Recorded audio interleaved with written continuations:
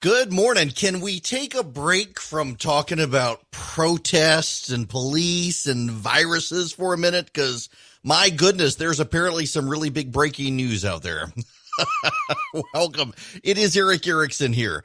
We're having some phone issues here, so we'll dispense with the phone number for right now. You can tweet me at EW Erickson. How about that? Facebook, Instagram, Twitter, you name EW Erickson. In any event, welcome. We'll get into all this other stuff, but the breaking news, the big news of the day, if you believe the media, the ginormous, massive news of the day is that people who did not vote for Donald Trump in 2016 are not going to vote for him in 2020. This is a huge story. Jonathan Martin, good reporter, by the way, at the New York Times. His pedigree is National Review. And he has a big story about how that you've got this ongoing litany of people who aren't going to vote for the president in 2020. George W. Bush, Barack Obama, Bill Clinton, Jimmy Carter, Colin Powell, Condoleezza Rice, on and on we go. The very same people who didn't vote for him in 2016. As if this is big news. Everybody knew, except George W. Bush's office has released a statement today saying he has retired from public life. He does not comment on politics, and he has not made up his mind, nor has he said he would not vote for the president of the United States. So you've got one former president coming out and saying, this isn't true, I did not say this. And yet the media is running with it. They're also running with Mitt Romney, marching in the Black Lives Matters protest. Mitt Romney, you see, they say he will not be voting for Donald Trump either. Mitt Romney didn't vote for Donald Trump in 2016. So let me give you my prevailing thought here. What we are going to see, it is June 8th. The election still months away in November. I do think where the election held today, Joe Biden would win, and I'll get to this in a little bit. Just because you and everyone you know supports the president doesn't mean that the president's going to win. Even if you think you're right, know when you're in the minority. And the polling does bode poorly for the president. In fact, you can say the polling is wrong, but the president's advisors had a crisis meeting this weekend because of their internal polling, and their internal polling is better than the media polling. And if they're having a crisis meeting among a group of people who hate each other's guts trying to come together to get the president reelected, you know things aren't great for the president. But the economy and the virus. What the president needs to do is keep his eye on the prize. If the economy rebounds, and there are good signs that the economy will, then the president's going to do okay. But I really do believe that much of the media focus now, they know they can throw Donald Trump off his game now. They know it. The president has shown a remarkable lack of discipline when it comes to social media. And for a time, the media, anytime the president tweeted something, would go off zealously in that direction. And now the media has realized it works in the other direction as well. When they go off in a particular direction, they can get the president to respond. So if you go out and you do a story that Colin Powell and George W. Bush and Barack Obama and Jimmy Carter and the like are not going to vote for Donald Trump, by God, you know exactly what Donald Trump is going to talk about. If the New York Times covers the story, then Donald Trump is going to rush out in opposition to the story. He's going to spend all of his time and he's going to increasingly take his eye off the economy and the virus. And trying to explain this to the president, well, that's above everybody's pay grade. Nobody seems to be able to do that, and that's part of the problem here. There is a deep frustration among parts of the president's team that they can't get the president to focus. Now, they've never been able to get the president to focus. But in the past, that's actually worked well for the president. It's worked well for the president in the past because in the past, the president's been able to seize upon and galvanize a host of people, and get them to focus with him in the direction he wants to go. And by going in every single direction, the president was able to provide a Swedish word, smorgasbord, of all sorts of things, that all sorts of people could focus on. He's over here talking about this. Hey, that's my issue. Oh, wait, he's over here. That's their issue. Oh, wait, he's right here. That's your issue. And the president, by firing in every direction, gets something. Oh, hey, the president cares about this issue, and this is my issue, and I'm going to go do it. Well, now the media realizes they can do it to the president, and that's part of the problem. The media realizes just as the president could fire here and here and here and here and here, and the media would chase each of those stories, the media now realizes if it just spreads out stories across the board that are anti-Trump, the president's going to go after every single one of those, and he's not going to keep his eye on the prize. He's not going to focus on the economy and jobs and the virus. And that's what's going to get him elected. You don't believe me? The polling is bad for the president. But here's Jonathan Karl over at ABC News. Well, it looked grim 4 years ago as well in the 2016 campaign for Donald Trump when he ended up winning. But he will focus on the economy because those polls also show that more people trust Trump with the economy than trust Biden. So that is his issue. That's where he will focus. That's where he will focus. Now, that was the short clip. Let me play you the longer clip of this so you can mull it a little more of what Karl's point is. And John, Karl, one of the things the president wants to do is change the subject. I mean, he's talking about law and order, but he was also talking about economic numbers this week. But I'm just looking at an NBC Wall Street Journal poll that says among voters living in the top 2020 battleground states, Arizona, Colorado, Florida, Maine, Michigan, Minnesota, Nevada, New Hampshire, et cetera, Biden's combined lead over Trump is 8 points, 50% to 42%. I'm sure he really wants to talk about the economy now. Well, it looked grim 4 years ago as well in the 2016 campaign for Donald Trump when he ended up winning. But he will focus on the economy because those polls also show that more people trust Trump with the economy than trust Biden. So that is his issue. That's where he will focus. See how the polling was shaped and the premise of the question. It's helpful to see both sides of this from what Karl is talking about. The swing state polling, not the national polling, the swing state polling. The swing state polling. And these reporters know that if they can get the president off his game, that the president's not going to focus on the economy. I mean, to Karl's point, Jonathan Karl's point, the economy is what's going to make or break this president. But there's an underlying current here, too, that you got to understand.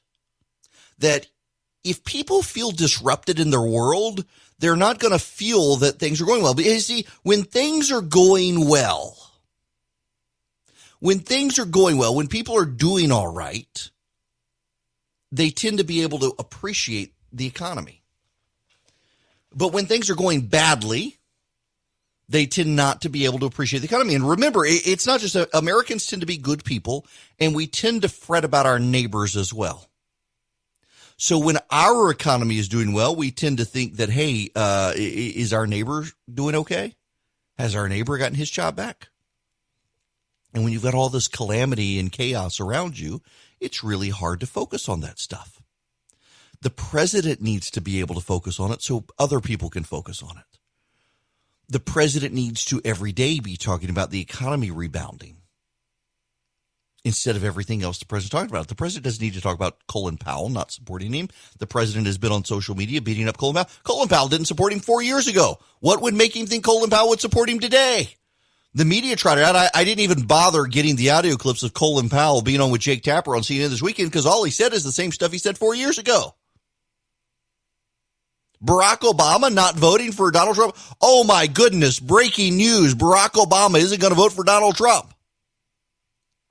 General Mattis not voting for Donald Trump. In the minds of the military, that's a big one. And General Mattis is a highly respected figure, but Mattis didn't vote for President Trump 4 years ago.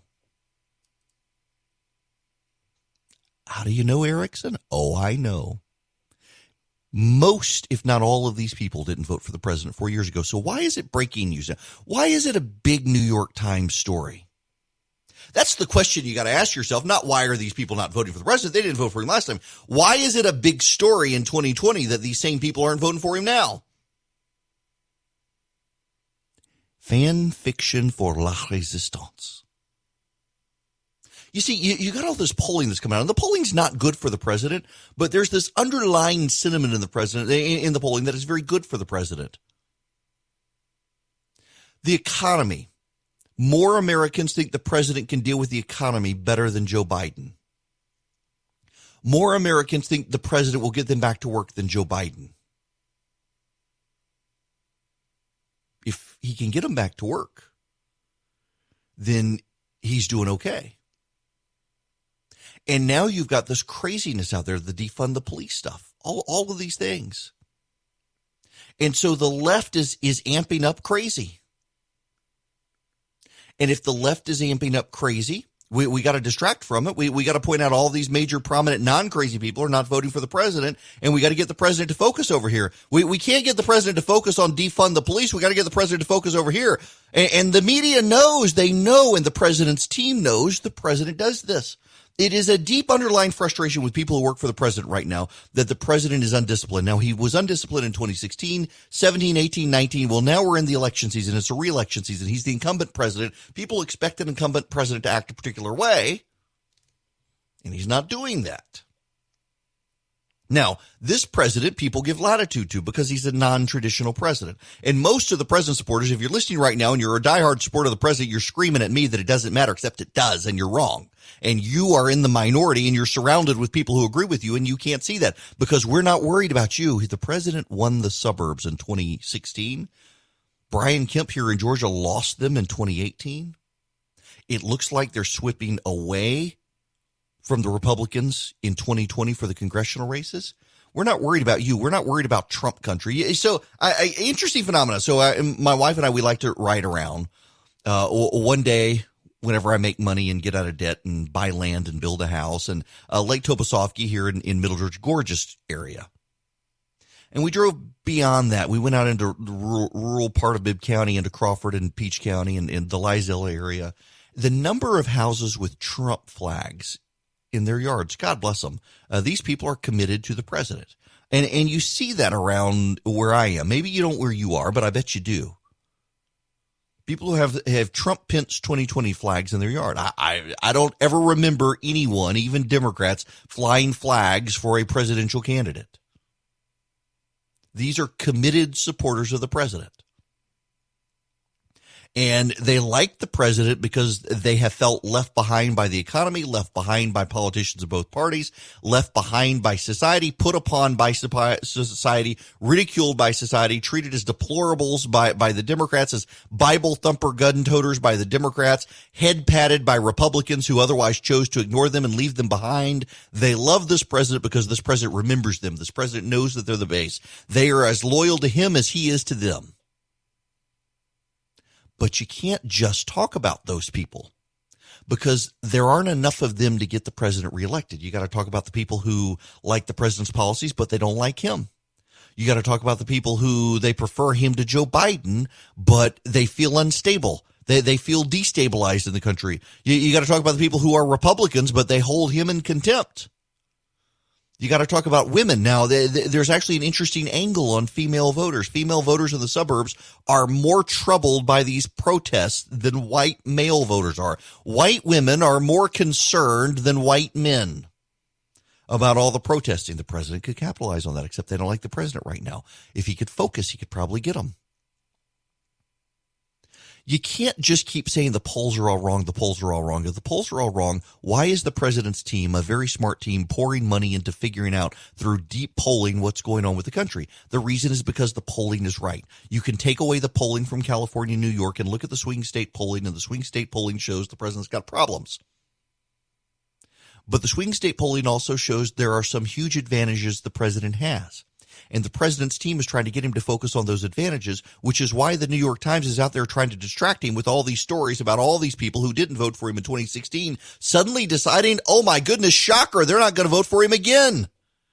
They're trying to throw the president off his game. That reporting in the New York Times on the front page had nothing to do with informing you of anything. It had everything to do with trying to distract the president.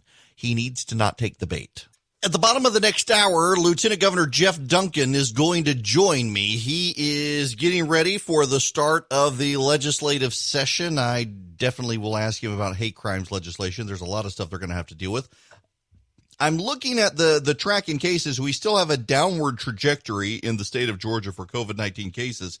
You remember that spike on May 18th? It was a huge spike of about 1,000 cases. It's been reduced to 891 cases. And the same thing happening on May 26th. There was another spike, but as they reassign those, that number continues to fall as well, which is pushing the 7-day average to continue to go down. Now, I'm kind of curious. I want to see, for example, in my county, Bibb County, here in Middle Georgia, we've got a downward trajectory. Remember that they said that we would have, that was the big news here in Bibb County, all the epidemiologists, when the governor's office said we could reopen for business, all the local epidemiologists, we're not going to have our spike until towards the end of May. Well, we're into June now, and the 14-day rolling average shows that the spike came in April 29th, and it's been downhill from there. Floyd County is one of the interesting areas of the state as well, where the spike has happened and then not happened. In Floyd County, it looks like in Floyd County, well, the trend is actually not good for Floyd County, but we're actually not talking about a significant number of cases. On June 2nd, for example, there were 17 confirmed cases, which would be an all-time high, except they will reshuffle those around and put them back in the right spot. Remember, they take all the cases that come in a day, even if the test wasn't based on when symptoms were presented, and they reassign based on both when the person actually tested, not when the results come back, and when the symptoms appeared. So Floyd, not actually in a great trajectory compared to a lot of the state, but it's not a significant number of cases. What about Habersham County? Habersham County, man, you're pretty much, I mean, gosh, it looks like in your 7-day rolling average, you get out to June 7th, and you've got like one case. That's great. Where else? So let me do one more county here, just so we get a sense of this. There's a reason that I'm doing this. Pickens County. In Pickens County, you're pretty much flat, non-existent anyway. You've got one confirmed case on June 4th. You're good, Pickens County. So the reason I'm doing this is because we were all told that there would be a big spike after the governor reopened. And we're now more than a month past that supposed big spike when the governor reopened the state, and we haven't seen it. Are we going to see it after the protests? This gets to my buddy Chris Burns. I need to get him on to have this conversation with me at some point. From Dynamic Money, they're our sponsor, and he's a friend and my financial advisor, and we're going to the beach, and we'll be having these discussions, I'm sure, here with although I don't want to talk politics at the beach, but nonetheless. So the data shows that most of the people who went out for these protests weren't wearing masks, and they weren't social distancing. And it takes 14 days for there to be a spike. And we're starting to see in New Jersey, for example, they're starting to see the case numbers go up, and they're attributing them to beach parties, to house parties at beach, not parties on the beaches, but parties at houses on the beach. Are we going to see it from the protests? Because here's the thing. If the cases don't go up after all of these protests nationwide, if we don't see a massive number of cases going up, then what we're going to find is a lot of people decide, hey, this was all overblown to begin with. And you're going to have people start going out and living their lives again. And the economy is going to rebound even further. It's almost as if some people in the media have a vested interest in making you scared to live your life right now, lest the economy rebound. Now, listen, I was totally in the shelter-in-place camp to flatten the curve, but we did. We flattened the curve. Inarguably, we flattened the curve, not just in the state, but in this country. And then suddenly they moved the goalposts of, hey, wait, we can't get out of our house till we have a cure. And then all of a sudden you have all these people marching in the streets, and a lot of epidemiologists who were demanding you stay home are like, no, social justice, it's more important than social distancing. But is it, though? If the virus rebounds, we're going to have some issues, but at least the president will be able to point to the experts in the protests as the cause and not him. I'm going to weigh in on, I'm going in dangerous territory. I must be careful. And if you want to call in, you're allowed now. It looks like our phones are in order for now. The phone number here is 877-97-ERIC, 877-973-7425. This hour is brought to you by First Liberty Building and Loan. First Liberty, their website is firstlibertyga.com. If you are a business and you need access to capital to grow, First Liberty is where you need to go. If you need help getting into PPP for your business, First Liberty is where you need to go. In particular, if you are a business and you got millions and you want to grow and have access to more millions, yes, they love to help your business become a really big business. Go to firstlibertyga.com and check them out, and thank you to them for their sponsorship. I wade fretfully into an area where, these days with cancel culture, it could be bad, but we need to go. There is the controversy surrounding saying Black Lives Matters. It shouldn't be controversial to say Black Lives Matter because they do.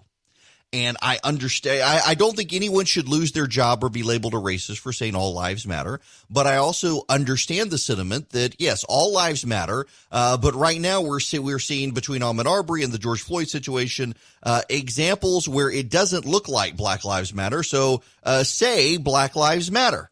Stand with them right now in the black community with what's going on. Yes, all lives matter. Yes, but right now, the issue is the treatment of our brothers and sisters in this country who are black. But there is a difference between the phrase Black Lives Matter, a statement of fact, and the organization Black Lives Matter. Black Lives Matter, ironically, started on Facebook, and now they're out to get Facebook. It started in chats and groups on Facebook. It spread now. We've got this organization, and a lot of people want to be sympathetic to and help Black Lives Matter. But if you are a church pastor, if you are a person of faith, you need to understand that some of the sentiments expressed by the organization are incompatible with your faith. I want to read for you part of their website, What We Believe. 4 years ago, what is now known as the Black Lives Matter Global Network began to organize. It started out as a chapter-based, member-led organization whose mission was to build local power and to intervene when violence was inflicted on black communities by the state and vigilantes. In the years since, we've committed to struggling together and to imagining and creating a world free of anti-blackness, where every black person has the social, economic, and political power to thrive. Sounds really good. Black Lives Matter began as a call to action in response to state-sanctioned violence and anti-black racism. Our intention from the very beginning was to connect black people from all over the world who have a shared desire for justice to act together in their communities. The impetus for that commitment was and still is the rampant and deliberate violence inflicted on us by the state. Okay. You can take issue with the word struggling. Sounds like something out of progressivism and whatnot, but a fair sentiment, one that we should all agree about, given everything we see now with our eyes. But there's a problem here. Particularly if you are a person of faith, you want your church to get involved in bringing understanding and racial reconciliation to your community. You would think, Black Lives Matter. Let me go to the group Black Lives Matter. But they're here. Let me read you some more. We are guided by the fact that all Black lives matter, regardless of actual or perceived sexual identity, gender expression, economic status, ability, disability, religious belief or disbelief, immigration status, or location. Not a problem there. But then we make space for transgender brothers and sisters to participate and lead. We are self-reflexive and do the work required to dismantle cisgender privilege and uplift black trans folks, especially black trans women who continue to be disproportionately impacted by trans antagonistic violence. Now, you should be opposed to violence against transgender men and women. The problem here is dismantle cisgender privilege. And then we disrupt the Western prescribed nuclear family structure. We foster a queer affirming network. Here's the problem. The Black Lives Matter organization has a secular worldview when it comes to biblical sexual orthodoxy, and also views the two-parent nuclear family structure as Western prescribed, as opposed to biblically ordained. You see, there is this prevailing sentiment among progressive secular activists, particularly those on the far left, that the two-parent nuclear household itself is racist. And a lot of this has to do with the collapse of families in this country, particularly and some would say disproportionately impacting the black community, that therefore we need to get rid of the stigma of not having a two-parent nuclear household as opposed to getting back to it. See, these are things that when your faith comes into contact with this stuff, something's got to give. And this progressive organization is not going to give up their views. They're going to demand that you give up your views. If you are a Christian organization, if you are a person of faith, you need to stand up and speak with a very loud and clear voice that what is happening to the black community is wrong. But you cannot stand up with a loud voice and say we need to be unshackled from the two-parent nuclear household. No, in fact, there's ample research that suggests that the two-parent nuclear household does way better at producing stable citizens and productive members of society who become quite successful. Two-parent nuclear households in the black community actually outperform single-parent households in the black community, and two-parent nuclear households in the white community outperform single parents in the white community. This is not to disparage single parents, and every time this point comes up, there's always some Karen out there who says, "Why are you disparaging me because I'm a single?" No one's disparaging you. God bless you for your hard work. And we should all stand with you and support you and provide for you and take care of you and help you with your kids and all of that. But let's also not dismiss what the data shows, which is that children who are raised in a two-parent nuclear household, particularly a two-parent heterosexual nuclear household, tend to outperform all others. And this is where the conversation with privilege ultimately winds up going, which is why I hate using the phrase white privilege so much. We can acknowledge the reality that people in the black community have different outcomes when they come into contact with law enforcement and society than people in the white community. And a lot of it has to do with, over time, race and segregation and issues this country is still grappling with. And at the same time, recognize the fact that growing up in a two-parent heterosexual nuclear household does not make you privileged. It does not set you apart in some way that others can't obtain. Maybe they weren't raised that way, but it is what they should strive for as well. And saying somehow that the two-parent nuclear household is bad, or hang on, what's their exact phrase? We disrupt the Western prescribed nuclear family structure. The Western prescribed nuclear family structure is just a bunch of BS. Now, let me add on to this and read the full context, because there is some part of this to agree with. We disrupt the Western prescribed nuclear family structure requirement by supporting each other as extended families and villages that collectively care for one another, especially our children, to the degree that mothers, parents, and children are comfortable. Well, that means being a good neighbor. But we shouldn't downplay that your children, you do not give birth to your child and push them out onto the front porch for society to raise. You raise your child and raise them with your values, and hopefully you raise them with good values, where they love their neighbor regardless of race, creed, ethnicity, sexuality, you name it. But we should not reject the idea of the nuclear family. we should not reject biblical sexual ethics. And so there's going to be a big push for a whole lot of people to go down this road and support organizations like this. And I'm telling you, if you are a person of faith in your church, you be careful with the organizations you align with. We should all be able to agree, not only that racism is bad, but all of us should work towards ending it. But be careful the organization you choose to align with.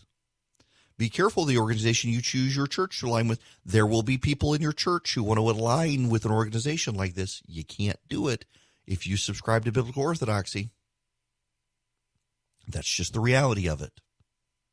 Increasingly, what we're going to find is people of faith are being pushed. You know, I wrote about this weekend in my newsletter.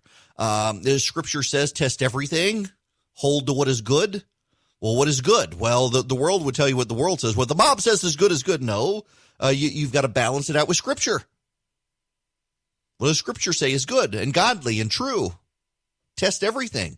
And there are some things we know are good and godly and true, and those are the way the Bible orders the world. God created us male and female. We don't get to pick and choose. God wanted us to have two parents, male and female. This is the order of things. It is the order in creation. It is the order in Genesis 1. And a lot of progressivism is secular. And that secularism is premised on things that are contrary to what people of faith view. And people of faith more and more are pushed into corners in this country. And more, a lot of people, this is the great hesitation of faith. Well, I see this even within the PCA today. So I'm in the PCA, the Presbyterian Church in America. And there are a couple of prominent pastors within the PCA who rejected the Manhattan Declaration and wanted the entire PCA to reject the Manhattan Declaration. Now, if you don't know what the Manhattan Declaration is, I was actually one of the original signatories for it. And all it says is that the Bible affirms a worldview that premises a two-parent nuclear household and biblical sexual ethics, that marriage is for a man and a woman. Marriage outside of sex outside of marriage is wrong. Sex between two people of the same sex is always wrong. These are all things reflected in Scripture. And there are some prominent pastors within the PCA who said, "Oh, we shouldn't go along with this. We don't agree, we don't disagree with it, but we shouldn't bind ourselves to it." Now, why? If you don't disagree with it, why not say this is true? Because they really don't. The slow creep of liberalism within denominations, something that the Southern Baptists are fighting with right now, although overblown for political causes. The president pollutes everything, including conversations within the Southern Baptist Convention. People are beside themselves that, oh my goodness, you call yourself a Christian, you're not supporting Trump. Well, yeah, heretics, yeah. The Bible doesn't care who you vote for. Let me just be clear on that. And I know that's a controversial statement for some, but really, the Bible doesn't care. But it's you're going to see people within your churches start saber rattling on these issues. Everybody cares about this issue now. We've got to do something. Look, I mean, I'm getting every corporation in America is sending me emails saying, "Hey, we're opposed to racial injustice and we need to fight." Yes, you do. We all do. How you do it matters, though. And you being co-opted by progressivism to do it is not the way to do it. You know, ultimately, what is the struggle? What is the struggle? People on the left talk about the struggle. Do you know what the struggle is? It's about power. They don't have it and they want it. It's not really about righting wrongs. Their view is that if they get in power, that rights the wrong. Not necessarily. They're not actually going to fix everything because the struggle continues. Why does the struggle continue? Because people must agitate constantly. And you see this in politics right now. How many of you are just exhausted by the nonstop struggle in the media? That's all part of it. They want you to be exhausted. Because if you're exhausted, you'll give up and cave. They want you to be exhausted by the nonstop coverage of the struggle. They want you, just like they want to distract the president, they want to distract you from things being okay. It's really funny in the data. Majority of Americans believe that their community deals with these issues respectfully and responsively. It's the rest of the nation that has a problem. And it doesn't matter which community you're in. Most people in that community say, you know what, we got our problems, but we're headed in the right direction. We're working together. It's the rest of you people who suck. And every community says that. The media wants you to be distracted from the fact that your community is pulling together. And instead, it wants you to squabble, because the squabbling and the struggle brings progressives power, not you. That's what they want. And when it gets into your church, it becomes a whole nother game. You better be careful. Be careful. Test everything. Examine everything. Hold to what is good. And what is good? What is that which is bound by Scripture? Have y'all seen the media salivating over Mitt Romney joining the protests? Mitt Romney went out and marched in the Black Lives Matter protest. Yes, he did. Good for Mitt Romney. He was out there wearing a face mask, marching in the peaceful protest in Washington, D.C., and the media's like, Mitt Romney's out there. We need more like Mitt Romney. Mitt Romney's such a good guy. Why can't more Republicans be like Mitt Romney? I distinctly remember in 2012 when you people were attacking Mitt Romney as a racist who caused cancer and put his dog in a cage on the top of the car. I remember that.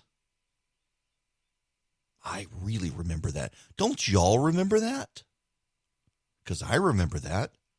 Remember when the very same reporters and Democrats who are now hailing Mitt Romney ridiculed him for daring to suggest that the Russians might present a threat to us? Do you remember that? Because I remember that. It's really remarkable to watch all these people like, I never did. Mitt Romney has not changed. Whether you like Mitt Romney or not, Mitt Romney has not changed. The only thing that's changed is that the Democrats find him useful to their side now. And because the Democrats find him useful to their side now, the Democrats are willing to play up Mitt Romney and play up Romney's view on the world. They're willing to play up Mitt Romney's protestations against the president. They're willing to play up Mitt Romney being opposed to the president. They're willing to play up Mitt Romney being unwilling to support the president during impeachment in the way that the president demanded. They're willing to do all of these things. And in so doing, they're willing to ignore their own past of defaming Mitt Romney and portraying Mitt Romney as something he wasn't. Remember, they actually did these stories on Mitt Romney causing some woman cancer because Mitt Romney is as part of what Bain Capital or some such fired some person who couldn't meet their health care and they died of cancer or some such. The whole thing is just, good Lord. The character assassination gets him. Remember, Gail Collins of the New York Times wrote the big story about Mitt Romney, put his dog in a dog carrier and strapped it to the top of the car, and you couldn't vote for someone who did something like that to his dog? No! It's all rather silly to see them now saying that Mitt Romney is somehow the hero. This is the crazy thing. In 10 years from now, the media is going to be celebrating Donald Trump, say, oh, he's so much better than the Republican we have now. If Nikki Haley, let's say Joe Biden wins in November and then Nikki Haley beats him in 4 years. The media will be, oh, man, this Nikki, at least we could deal with Donald Trump. We knew how to handle Donald Trump. Nikki Haley's just terrible. Yeah, you picked a Republican, Josh Hawley, Tom Cotton, the next Republican president. It'll all be, Donald Trump was so much better than them. Because that's the way it always works with them. Always the way it works with them. Now, when we come back, Las Vegas has reopened. And in some of the casinos, people aren't wearing masks, and epidemiologists are starting to freak out. around the country. People are going back, and now suddenly, after weeks of protest, we say, wait a second, don't we have a virus out there? And the media's like, oh, we've got to start shaming people again for going out. You can't go to a funeral and you can't go to church, but you can go to a protest. A lot of Americans have decided this was all political to begin with, and the media and the epidemiologists are discrediting their own research and their own statements, and a lot of people have decided, we're not going back. Some are actually suggesting we should shut down again, and they're not going to get heard. They're not going to get listened to. They're not going to get believed. But in some of these states where they've allowed protests, you're starting to have people say, you know what, if they get to ignore the law and protest, I'm going to ignore the law and go get a haircut. I'm going to ignore the law and go to the beach. It's happening more and more, and they have only themselves to blame for it. They kept moving the goalposts until they got a protest that they could use against the president, and then suddenly they're like, oh, yeah, get outside, protest. If you get the virus, oh, well, just be careful. Cover your mouth when you cough and wash your hands. It's only going to go so far with these people. And Geoff Duncan joins me at the bottom of the next hour. I love my kids to death, but schooling at home has been an adjustment, particularly for my wife, who's been doing most of it. And we're learning, in fact, that given the structure and all, my kids are probably going to be great bartenders if we continue this home from school thing. Our kids' school is going to start up in August, it appears. Some schools, they're still not sure. Well, you may need flexibility. You may realize homeschooling is for you, but you need a structure. You want to find an online learning experience. Online learning has been new for a lot of us, Zoom calls for a lot of us, but Laurel Springs has been doing online learning for 30 years. As experts in online learning, Laurel Springs has the tools and the curriculum your child needs to maintain their learning unhindered by whatever the future holds. If you're interested in trying online learning, try Laurel Springs. They're accredited with the Western Association of Schools and Colleges.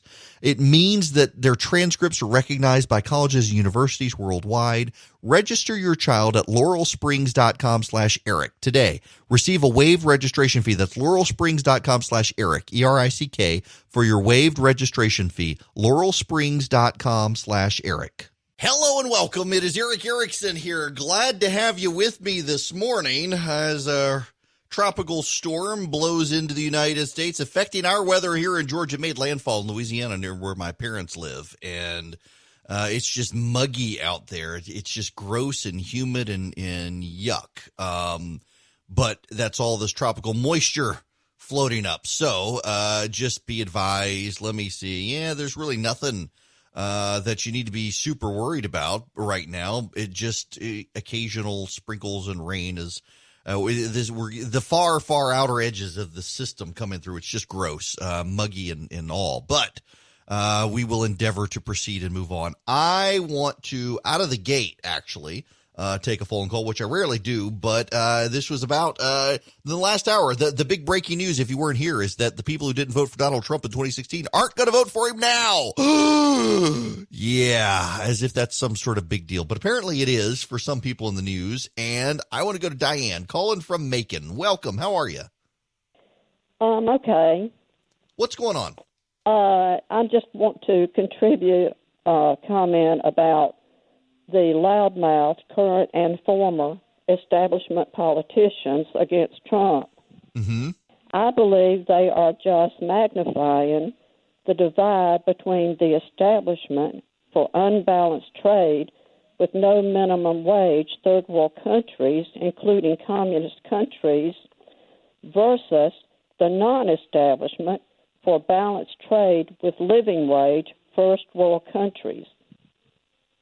You know, Diane, it's funny you should say this, because this is an underlying, I think, continued issue for a lot of the people who stand with this president that a lot of prior presidents and policymakers don't quite understand, is the number of people who do feel left behind by the economic advances that happened in this country through free trade that tended to ignore a lot of people who were in jobs previously and put out of work because we could get the work that they were doing cheaper from essentially slave labor from China. And that's something I listen, I think the president has a winning issue if he makes this a core issue, that we have got to end our dependence on China for cheap medicine, drugs, and national security things.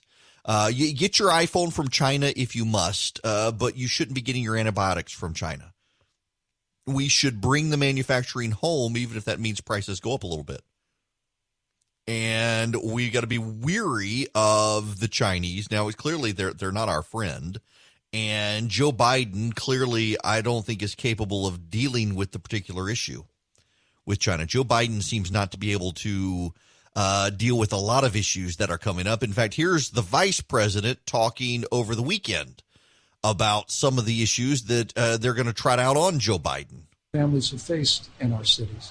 Joe Biden has emerged, and he's saying you guys are making things worse. And his campaign is bailing out rioters. How would you react to that? Well, I was astonished to hear that aides to Joe Biden's campaign were investing money to bail out people that had destroyed property, looted, engaged in rioting, and so marred what should have otherwise been peaceful protests in cities around the country. But I'm not surprised by it. I mean, the truth is that we see in Joe Biden a willingness to align himself with people that are rioting on the streets, destroying the property and livelihoods, claiming the lives of innocent civilians and law enforcement officers, and yet not speaking a word on behalf of those that have been victims. It's all a part of the predictable, divisive politics of the American left. You know, Joe Biden has not come out yet to decide, to speak up on defunding police.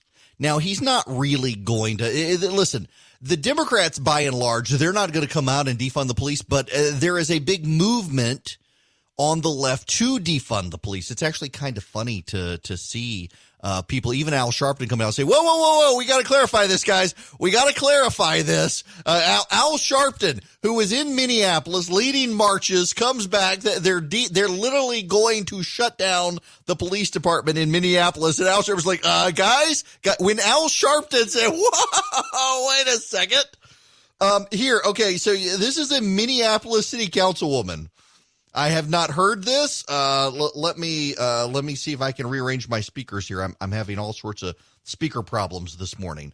But I gotta. This is worth playing. This is a woman who is on the Minneapolis City Council, and she has decided that by God they are going to defund the police. They have a veto. Even the hipster mayor of Minneapolis, who proved himself incompetent, does not want to defund the police. But the city council, they got a veto-proof majority to shut down the police department. Listen to this. This is one of the city council women talking to Allison Camerata a little while ago on TV. We have a state action against our police department, which gives us legal mechanisms in the very short term. You know, there's lessons from all over the country, all over the world that we're looking to take immediate steps while we work toward building the systems that we would need to imagine that future. Do you understand that the word dismantle or police free also makes some people nervous? For instance, what if in the middle of the night my home is broken into? Who do I call? Yes, I mean, I hear that loud and clear from a lot of my neighbors. And I know, and myself too, and I know that comes from a place of privilege, because for those of us for whom the system is working, I think we need to step back and imagine what it would feel like to already live in that reality, where calling the police may mean more harm is done. What? This is not going to go over well. This is not going to go over well. That this comes from a place of privilege. You know, let's just for the sake of argument say it does. That in your upper middle class white neighborhood, when you call the police, you're probably going to be taken care of. And in your poor inner city community, you call the police and bad things may happen to you or your neighbors. Let's just say that's true. We're taking from those who it does work, not to give to those who it doesn't work, but to deny it to everyone. because bad outcomes happen in some communities with some police. We must shut down the police forever. That's not really a compelling message for election. You may think it's a compelling message. You may be mad at me for putting it in that way, but it's not a message that's going to resonate with people. And it's one, that's why you've even got Al Sharpton coming out saying, wait a second, guys, we can't go this way. Here's Trey Gowdy talking about this defund the police nonsense. You know, Maria, within communities of color, the issues with law enforcement are much broader than who shoots whom. I mean, that's incredibly important, but it's arrest rates, it's sentencing disparities, it's access to bond, it's access to diversion programs. Senator Scott mentioned being stopped by law enforcement. Maria, he was stopped 7 times as a public official. 7 times the man your viewers are looking at was stopped by law enforcement. He was stopped from entering the Capitol, even though he wears his Senate lapel pin and looks like a CPA. I look like a gangster and don't wear my House lapel pin, and I was never stopped. So the problems are much broader than just who shoots whom. Defunding the police is the single dumbest idea I've ever heard. Who is going to process crime scenes, arrest bad people? Who's going to enforce any law? Child sex abuse, homicide? Who's going to do it if it's not the police? Yeah.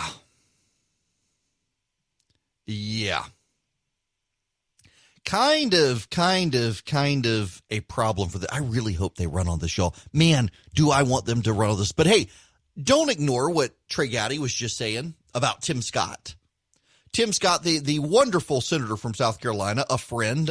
Enjoy that guy's company. I've had him to several of my conferences. And he's always, he always talks about these issues, and he's fantastic. And Tim Scott is a sitting United States senator who gets stopped by the Capitol Police when he's wearing his pin. So you may not know this, but if you're a member of Congress, every Congress is given a pin, and only members of Congress can wear it. And they wear it on their lapel, and the Capitol Police are trained to recognize that lapel pin. And they can go straight past security. They don't go through the X-ray machine. They don't do anything. They just whoosh, go straight on into Congress. And Tim Scott wears his lapel pin, and he still gets stopped by the police. He gets stopped by black police, and he gets stopped by white police. Why does Tim Scott, a sitting United States senator who does look like an accountant, why does he get stopped other than the color of his skin? And this, by the way, doesn't just happen to him. Other black members of Congress have the same problem. We don't need to deny that there is a problem. The question is, how do you fix the problem? And I will submit to you that the nation that brought you Jim Crow and segregation and the states that brought you Jim Crow and segregation aren't really up for a solution on this problem. This is going to be a problem. This is going to be a solution that is borne out over time, and people are getting impatient for it. And I get the impatience for it, but it's going to be up to you and me individually and not to the government. This is a generational problem. You know, so let me bring this real world stuff home. I was on city council in Macon, Georgia for a term. I left about 4 months before the end of my term. I got a job in radio. FCC rules wouldn't let me keep my part-time $10,000 a year city council job and also a full-time salary in radio making way more than $10,000 a year. So I gave up the city council job. I wasn't going to run for re-election anyway. It was such a painful thing. When I was there, I noticed younger members of there were still problems with the police. There were problems with the police. I have seen this being on a city council in a city that is majority black, with a police department with a large portion of black police officers. There were still constant complaints from black residents of the community about their treatment by the police and encounters with the police. And a lot of them were valid complaints. A lot of them I saw with my own eyes. There were valid complaints that you and I would not have been stopped, but they were stopped. You and I, if we were stopped, would not be made to get out of our car. They would. And it was bothersome. But there were also a lot of other issues that weren't really about race. And what was so interesting to me is that older members of the council wanted to make everything about race. And younger members of the council, regardless of their race, did not. There were certainly issues that divided people based on their racial outlook or their partisan outlook or their philosophical outlook, but not everything was about race. But the older you got on the city council, the more likely you were to turn everything into an issue of race, even if it didn't really apply. And generationally, now the older people would say that the younger people are just so used to it, they don't even realize it's a race thing. They just think that's the way it is. In some cases, maybe so, but not in every case. And but it is a time that takes healing. You know, we were a place that had slavery for 300 years. And then we had Jim Crow and legal segregation and the like for over 100 years. And we're not even, really 50 years removed from the end of segregation? It's obvious that there are still issues. And it's obvious that as time goes on, things get better. And it's obvious that a lot of us need to step up and play a role. But it's also obvious that there are hucksters, shysters, and grifters out there who just want to come along and antagonize and profit off the issue, and they don't actually want a solution. There are a lot of people on both sides, by the way. This is not the people out there agitating on this. This is the other side as well. There are people on all sides who don't actually want a solution because they profit off the division. They profit on us versus them. And our job as decent people is to overcome the hucksters who would profit off the division and actually try to find ways in which we can unite. Unfortunately, in our political process right now, it's very hard, but it's necessary to try to find those areas. And frankly, I think it again comes back to focus on your community. Do you know where your homeless shelter is in your community? Do you know where your food bank is? Do you know where your soup kitchen is?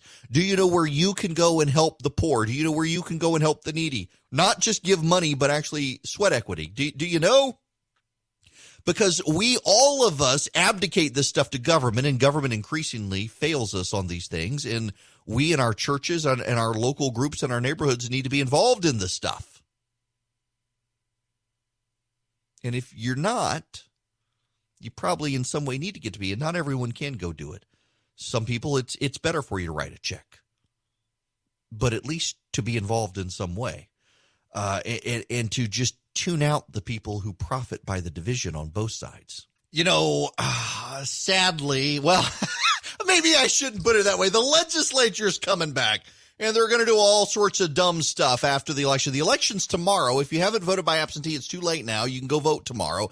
And there is massive turnout, massive turnout in a lot of areas, including in a lot of Republican primaries. So, you know, there's a race to replace Bill Heath in the state Senate. And Jason Anavitarte, a buddy of mine, he's endorsed by the lieutenant governor and me. He's running against a longtime Democrat who served as a nonpartisan mayor but was active in the Democratic Party, now attacking Jason, claiming that he's a Democrat when he's not. And Jason was actually telling me there's big turnout on the race, and no one on either side really knows what it means. Who are the people who are turning out? Are they engaged, and are they working? There's also a congressional district in there. It is the 14th congressional district. So you've got all of the people up in the Rome area who are running. In fact, I will go through those candidates who qualified for the congressional races. So everybody gets a shout out on the radio, Democrat and Republican, up in the 14th and then the 9th, and you got the 6th and you got the 7th, and around the state, you've got people who are running for office to reshape the legislature and the state. The polling out there is fairly stable for Republicans in the state right now, but pretty close for the governor and for the president. The president's got to worry, the governor doesn't, because the governor's not on the ballot this year. And frankly, if Joe Biden gets elected in 2020, it does nothing but help Brian Kemp in 2022. And I hate to be that partisan about it, but that's just the reality of the situation. The president losing helps Republicans generally in 2022. The problem, however, is that this is the year you will elect people to draw the district lines. And the president being weak on the ballot will have down ballot problems in a lot of places. And in those down ballot problems in a lot of places, if Republicans lose legislatures, they lose the ability to draw lines for Congress. And if they lose abilities to draw lines for Congress, they put the odds of taking back the House of Representatives by 10 years. Now, here is one interesting analysis, though. Nate Silver from the 538 site, he's done a giant analysis. And when you actually look at it state by state, if you were to have a nonpartisan commission in states that drew all the districts, it would actually overwhelmingly help Republicans right now because of where the country is in most states. The news is shaped by people in a bubble in New York and in California, but the rest of us live in a world that is not in that bubble. And in most of the country, people still lean slightly conservative, still lean Republican, even if they don't like the president. And that's one of the issues that will be dealt with if, let's say, the worst case scenario for Republicans, Joe Biden wins. The backlash in 2022 will be rather significant because there are a lot of people who don't like Joe Biden. And they don't like Donald Trump. And they just happen to like Donald Trump even less than Biden. So they'll go with Biden, very much like what happened with Trump in 2016. People went with Trump even if they didn't particularly care for him because he wasn't Hillary Clinton. They'll go with Biden this time. But then we'll see this big swing back in 2022.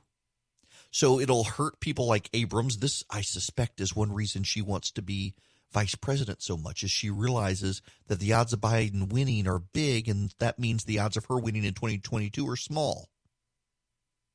There will be a backlash against the Democrats if Biden wins. If the Republicans win again in 2020, though, there will be a backlash there as well against the Republicans. It always happens, folks. I'm not speaking out of turn. It just happens. The party not in the White House tends to do poorly in off-year elections. Now, we got a legislature coming back on Monday. The lieutenant governor of the state is going to join me after the break to talk about what we can expect from the legislature meeting in Georgia. And hang on to your wallets as the legislature returns here in Georgia. 35 after the hour, Eric Erickson here across the whole state of Georgia. The phone number, 877-97-ERIC, 877-973-7425. The state legislature reconvenes next week with a host of issues coming up. And joining me now to talk about it, the lieutenant governor of the state, Geoff Duncan. The most important question of the day for you is this. Have you gotten a haircut yet? Yes, sir. I've had a couple of haircuts. Good for you. I'm ready for my next one. Looking sharp for the legislature meeting. So what's on the agenda for you as we all get back to business in the legislature? Well, definitely looking forward to getting back. You know, it's kind of an odd posture just to kind of recap how we got here. Mid-March, we had to hit the suspend button, which is, I believe, kind of the first time in the history of the General Assembly. And that really kind of put us in a holding spot. We now have 11 legislative days left for us to be able to tackle a couple of big issues. One of those, which is the only constitutional mandate we've got, and that's to pass a budget. And just a couple of months ago, the proposed budget that was kind of starting to float from the House over to the Senate certainly looks a lot different now with obviously pressure on revenues and spending and all that good stuff. So I know a lot of the big items that you and the governor both had wanted probably going to have to be on hold for a while we look at the revenue picture. But, I mean, should we just expect cuts and no tax increases or anything?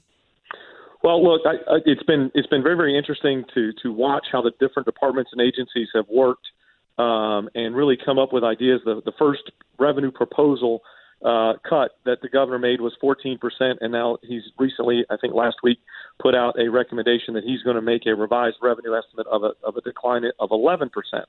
And so, you know, lots of different schools of thought, but it's been great to watch an overwhelming majority of the agencies say, hey, here's what we can do for 11% less. Folks looking at opportunities to make their departments more efficient and whatnot. But it's going to be painful, right? There's just like every business and household's facing right now, Eric.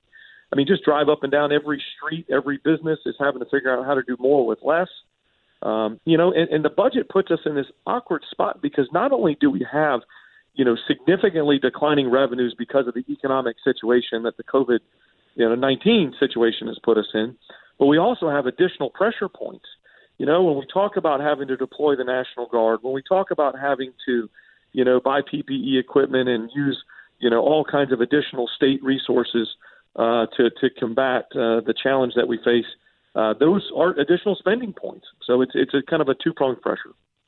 Yeah, it is. There's a lot of pressure out there, I suspect, on you guys right now. And one of the difficult ones, just conservative from a philosophical standpoint, is I'm reading in the AJC now, a group of corporations in the chamber want swift passage of the House version of the hate crimes legislation.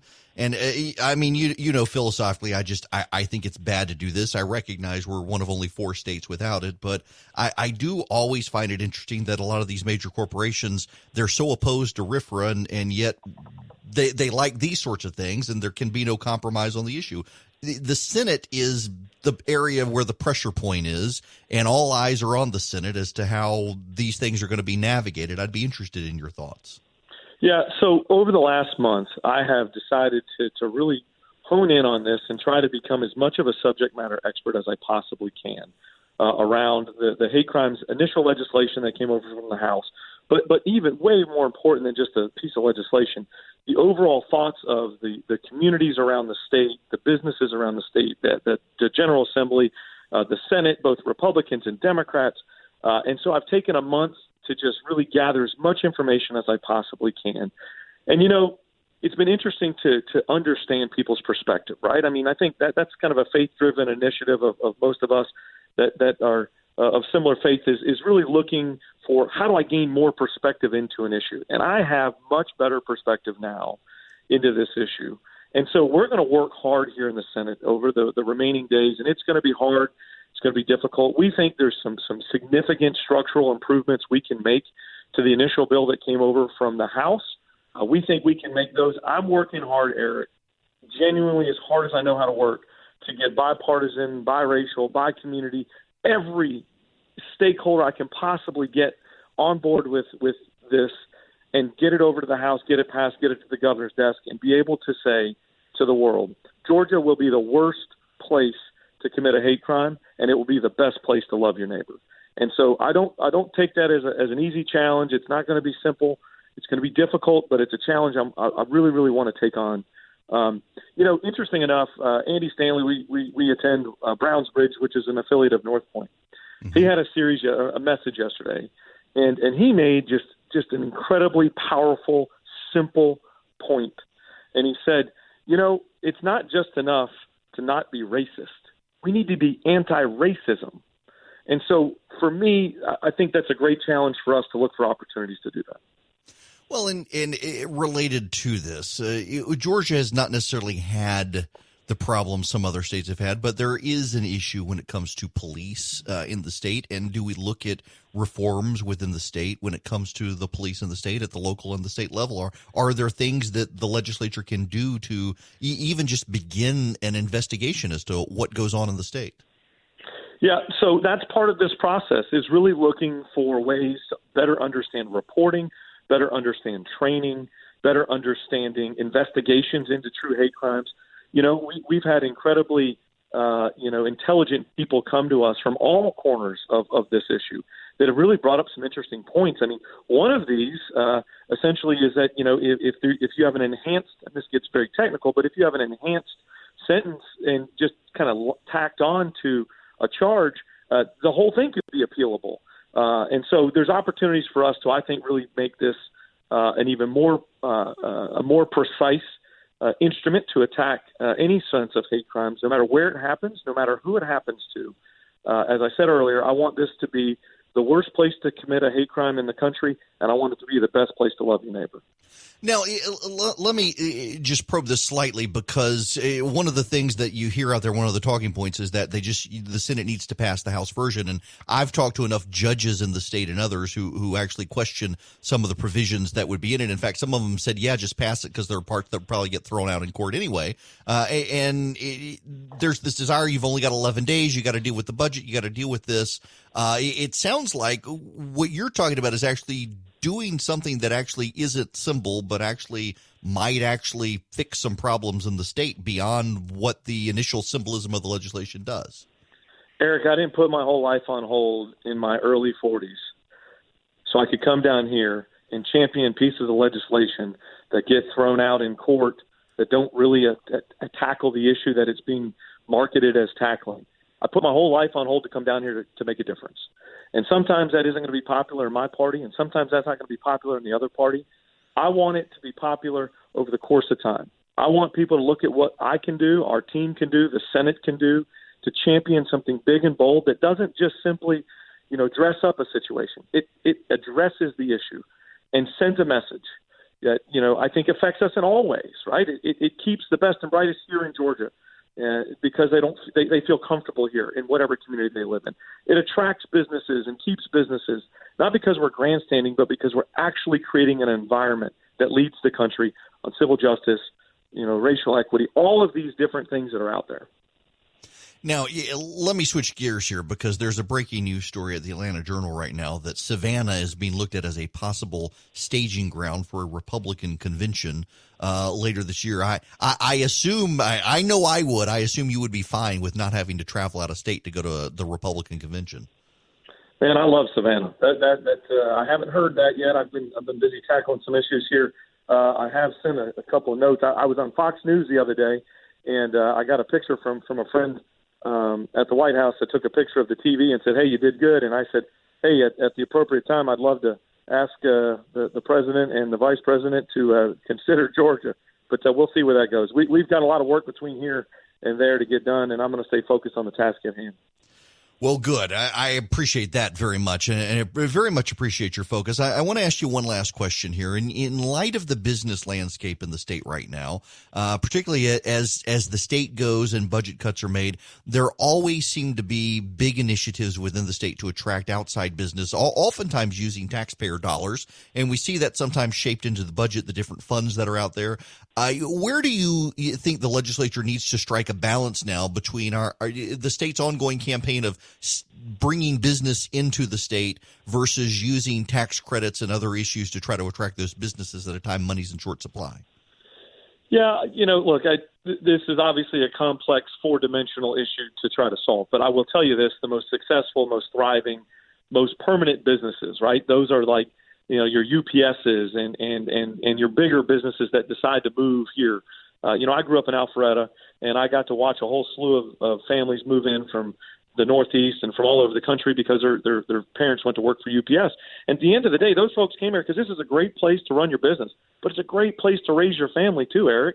And I think at the end of the day, we got to make sure that we protect that environment of really trying to create a great place, because if somebody moves here for a tax incentive, then it's a sugar high. It's just a quick burst. Now I understand we need to be competitive and try to make sure that we round some edges and whatnot, and look for opportunities to improve our offer.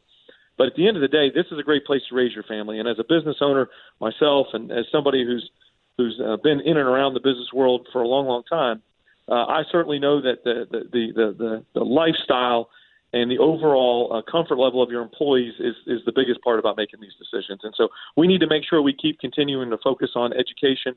We need to make sure that we look to make sure that we have a public safety and all of the infrastructure. All of those things make sense for folks to come here and call Georgia home. Lieutenant Governor Geoff Duncan, thank you so much for stopping by. And speaking of family, my best to yours, and look forward to seeing you back in the legislature next week. Absolutely. Thanks, Eric. Absolutely. Lieutenant Governor Geoff Duncan, we will be back with your calls, 877-97-ERIC, 877-973-7425. So if you're just tuning in, you missed it. And in fact, the Lieutenant Governor had not heard the news. The news of the day is that the RNC is in Savannah today. looking at Savannah as a potential site for a reduced size Republican convention. Now, normally a convention, it would be too big for a place like Savannah. Savannah does not have the capacity to handle a convention like the Republican or the Democratic National Convention, but at a reduced size and scale, it would. And they're thinking of actually breaking it apart and doing it in different locations. Savannah would be an interesting one to do. Bring the president in. The Republicans also a little bit concerned about Georgia and the polling. Very interesting. We'll get into that in the next hour. Right now, though, I want to go to David. David, you are up next. Welcome. Hey, Eric. Hi there. It's a joy to talk to you. Thank you for speaking in love. I deeply appreciate it.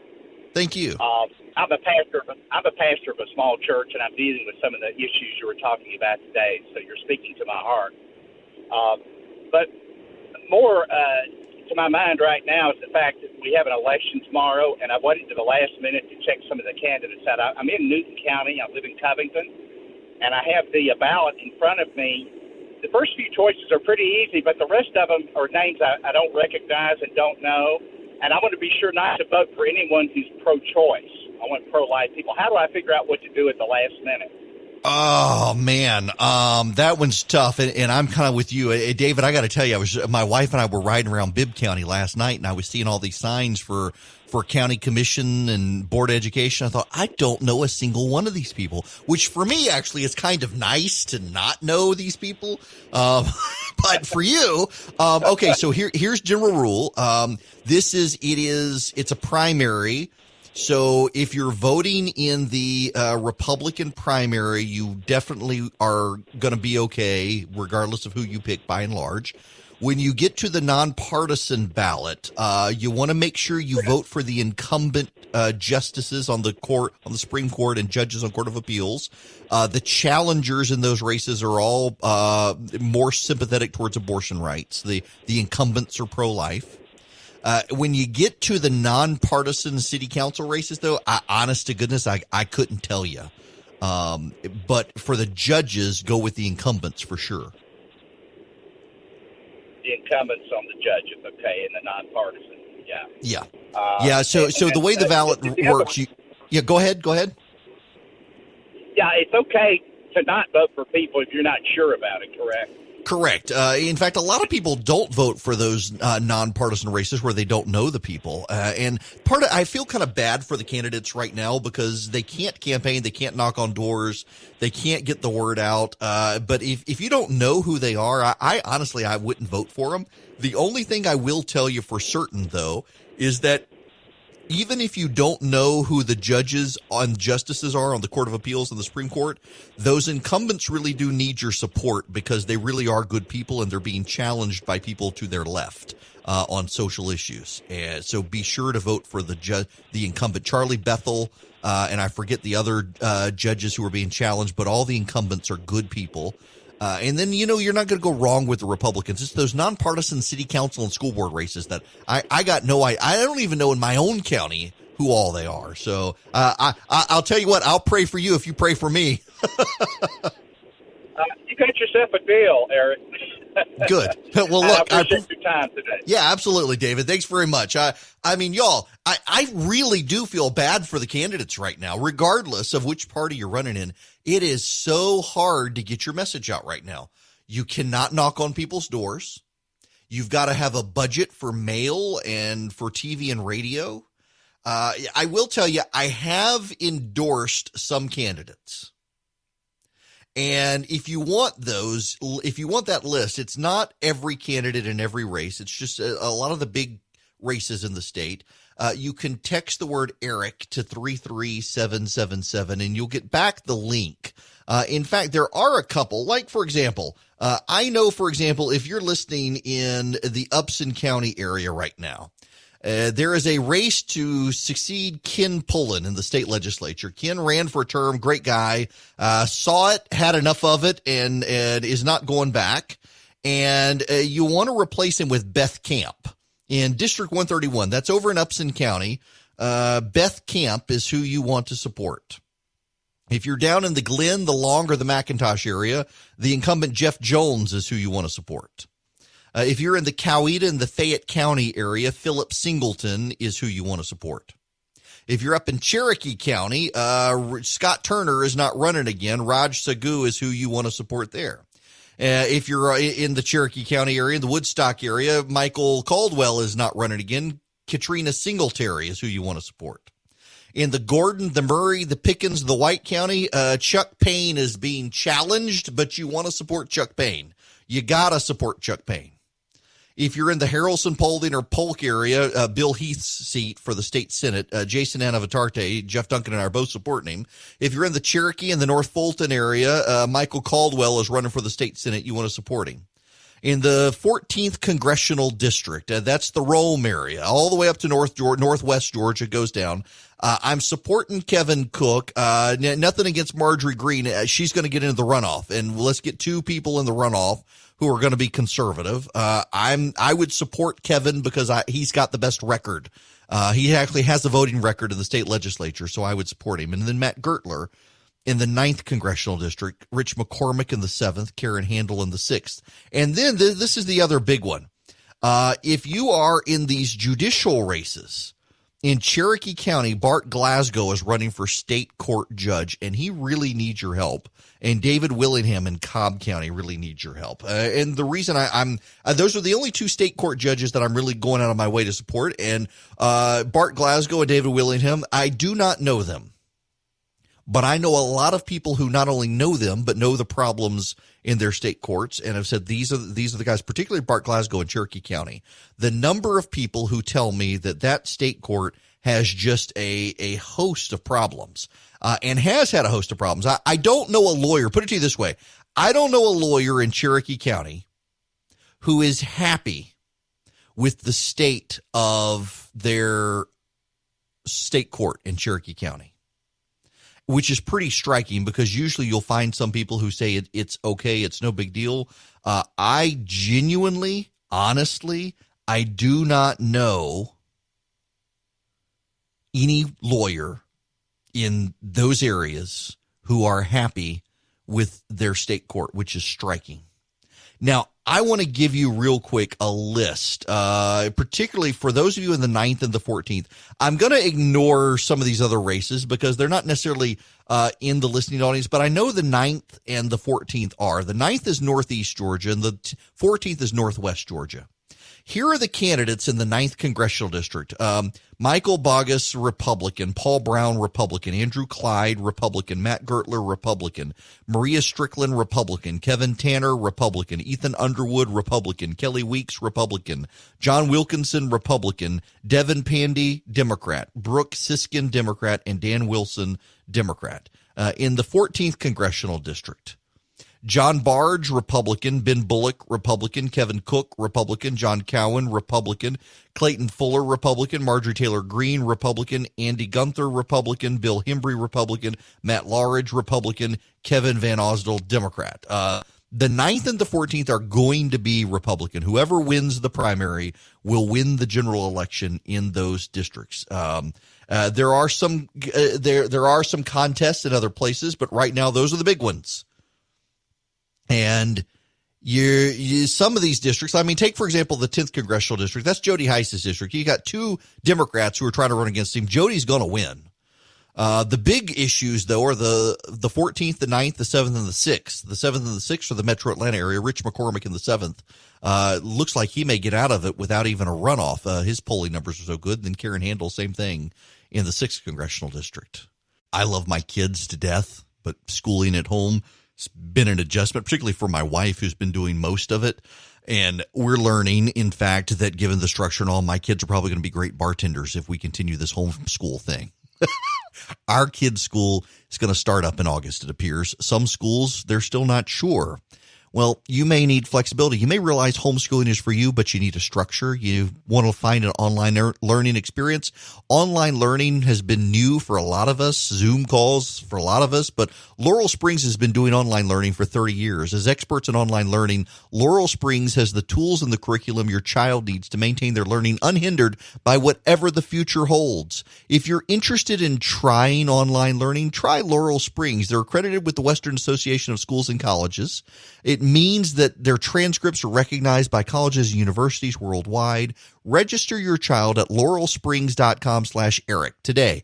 Receive a waived registration fee. That's laurelsprings.com/Eric, ERICK, for your waived registration fee. laurelsprings.com/Eric. Have we defunded the police yet? You been mugged yet?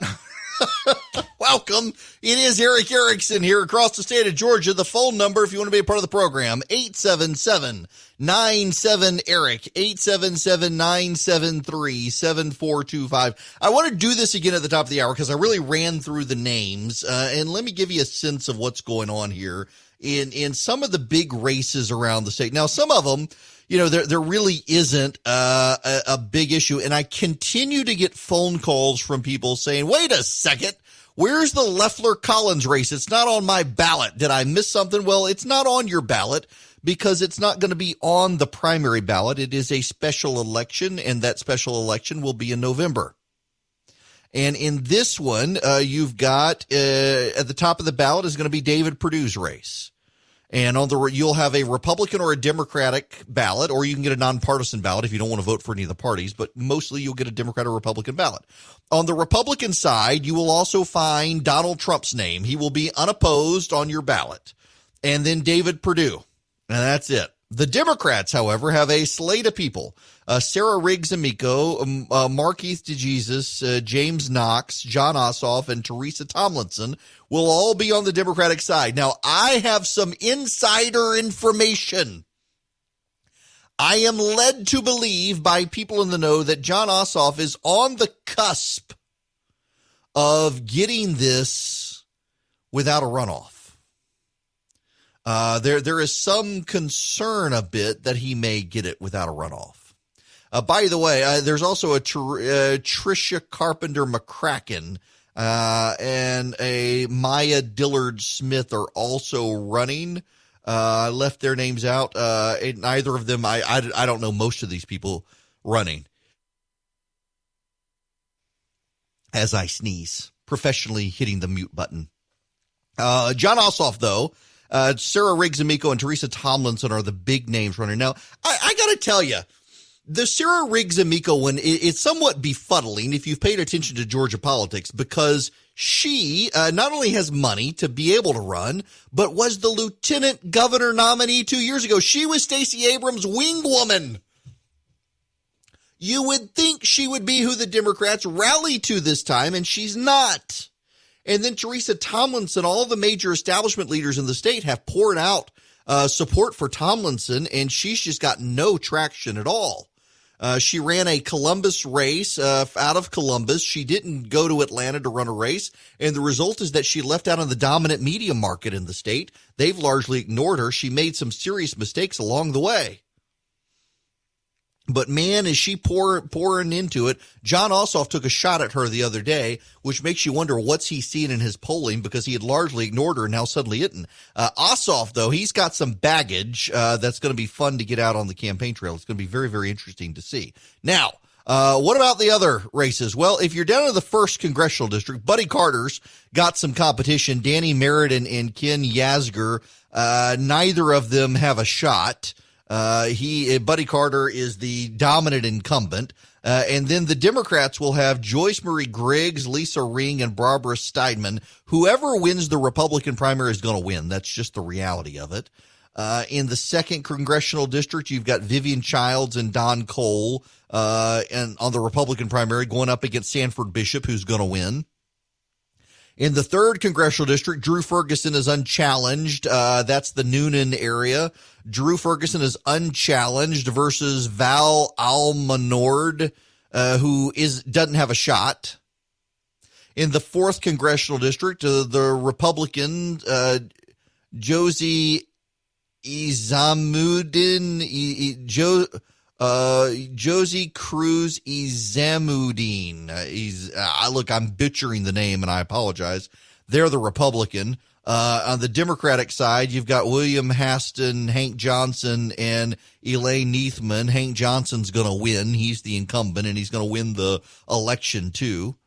In the 5th Congressional District, you've got Angela Stanton King challenging John Lewis and Barrington Martin. I don't know who Barrington Martin is, thinking he's going to run against John Lewis, but John Lewis is going to win.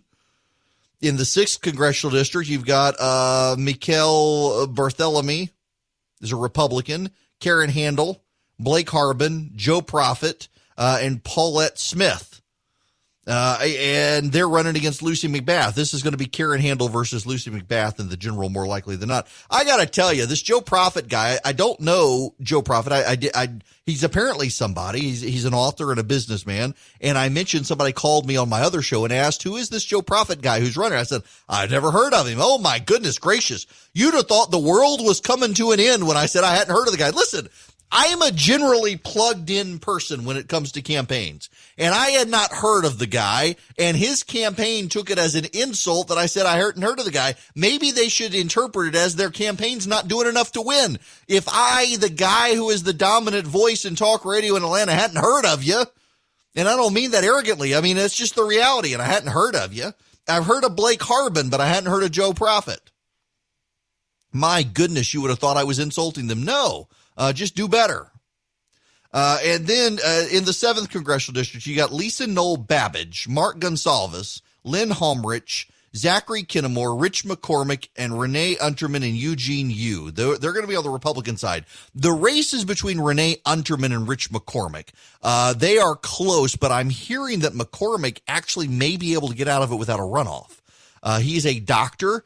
Lynn Homrich, remember, she is she's the Home Depot executive who decided to run.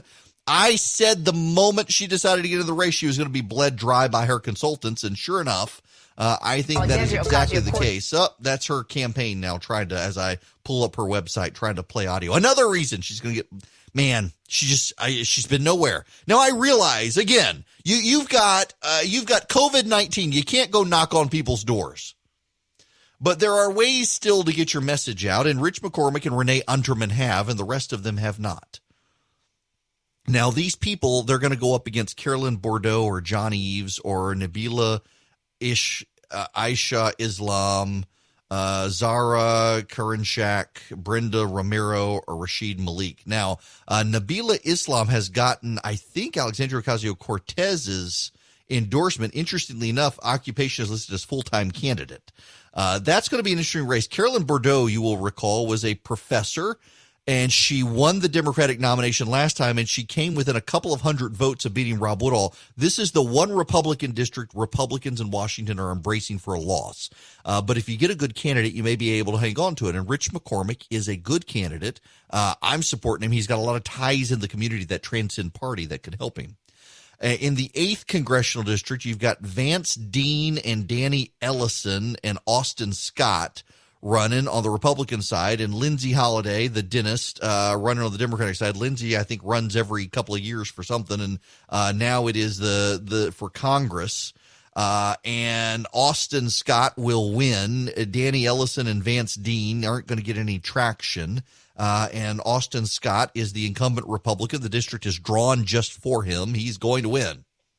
In the 9th congressional district, again, you got Michael Bogus, Paul Brown, Andrew Clyde, Matt Gertler, Maria Strickland, Kevin Tanner, Ethan Underwood, Kelly Weeks, John Wilkinson, and they're going to run against Devin Pandy, Brooks Siskin, or Dan Wilson.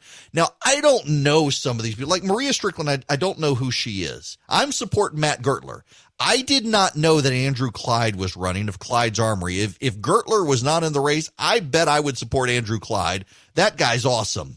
He really is. I didn't even know he was running for Congress, but he is, and he actually has a really good ad out about standing up to government. Now, you will recall with him, the IRS in 2013 confiscated $940,313 of his business.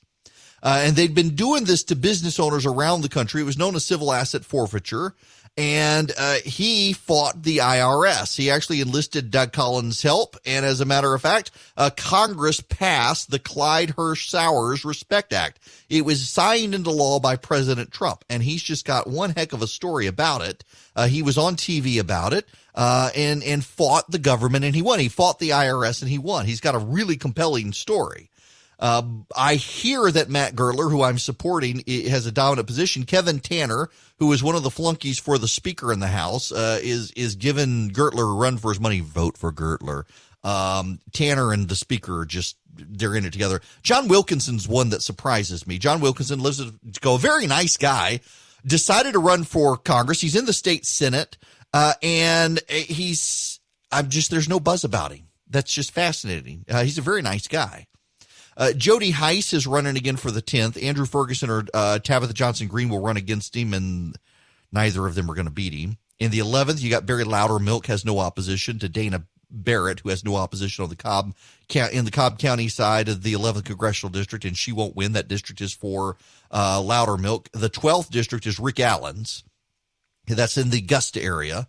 He's going to be challenged by either Liz Johnson or Dan Steiner. Neither of them have a shot against Rick Allen in that district. The 13th district is a Democratic district. The incumbent is David Scott. He is not going to lose, but the Republicans running against him, Cesar Gonzalez, Becky Heitz, Michael Owens, Janquel Peters is a Democrat challenging him, as is Keisha Waits, and neither of them are going to beat him. In the 14th congressional district, again, you got John Barge, Ben Bullock, Kevin Cook, John Cowan, Clayton Fuller, Marjorie Taylor Greene, Andy Gunther, Bill Hembry, and Matt Lauridge are the Republicans. One of them will win.